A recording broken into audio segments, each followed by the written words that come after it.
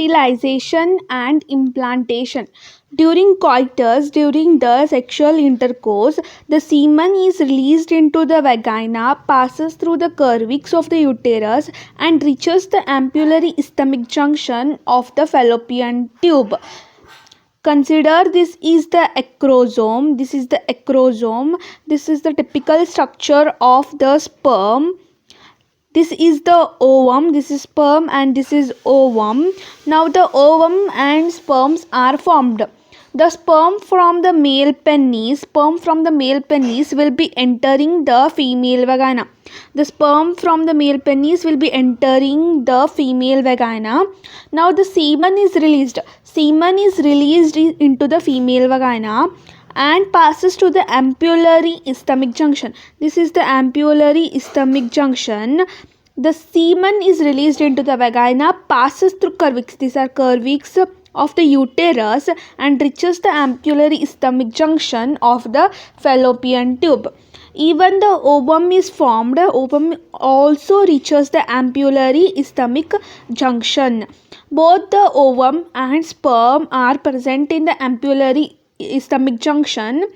The ovum and the sperm and ovum come to same place. They will surely interact with each other and thus fertilization occurs.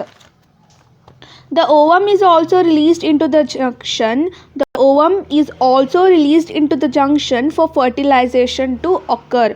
Ovum also get released into this junction to occur the fertilization.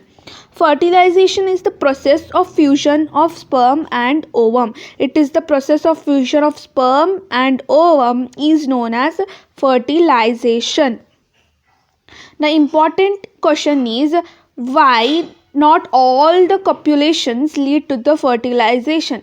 This is because we know that the sperm should be transferred to the ampullary ischemic junction and ovum is released through ovary and need to be transferred to the ampullary ischemic junction. Ovum and sperm both need to be transferred to the ampullary ischemic junction, and this does not take place all the time. So not all the copulations lead to the fertilization.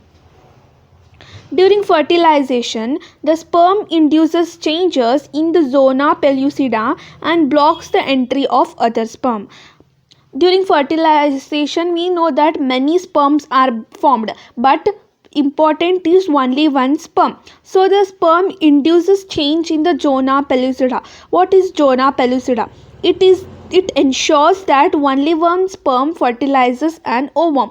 It does not make every sperm to fertilize and every ovum, but its important function to ensure the only one sperm to fertilize an ovum and blocks the entry of other sperms.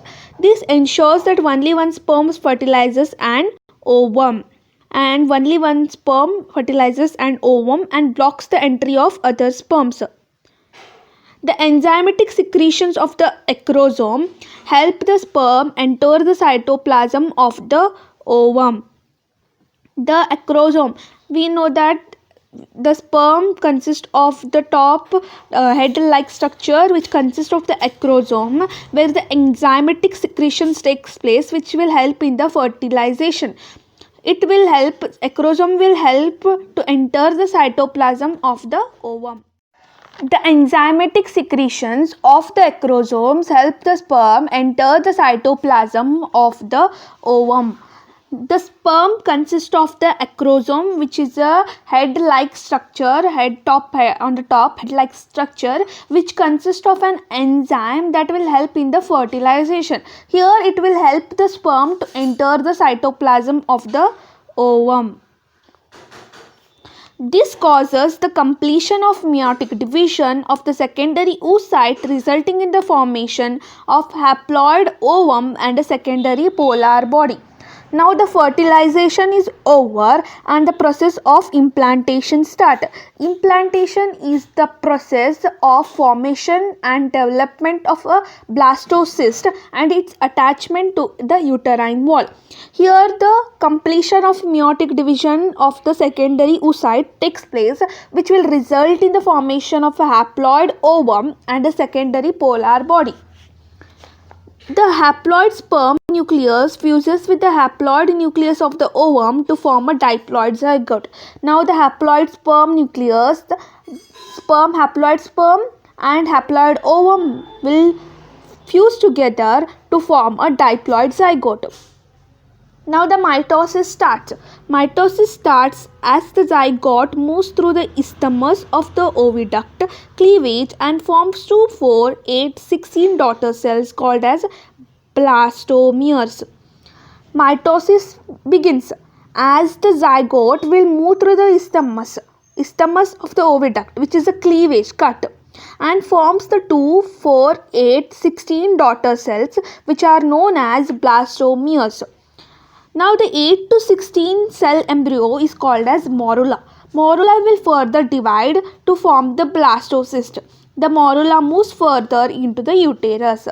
The 8 to 16 cell embryo is called as morula. 8 to 16 cell embryo is called as morula, which continues to divide to form the blastocyst.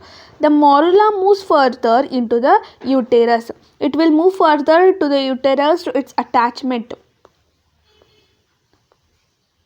The cell in the blastocyst are arranged into an outer trophoblast and an inner cell mass. These cells, the cells of the blastocyst, which are divided 8 to 16 cell embryo, which continues to divide to form the blastocyst. They are arranged in the outer trophoblast and an inner cell mass.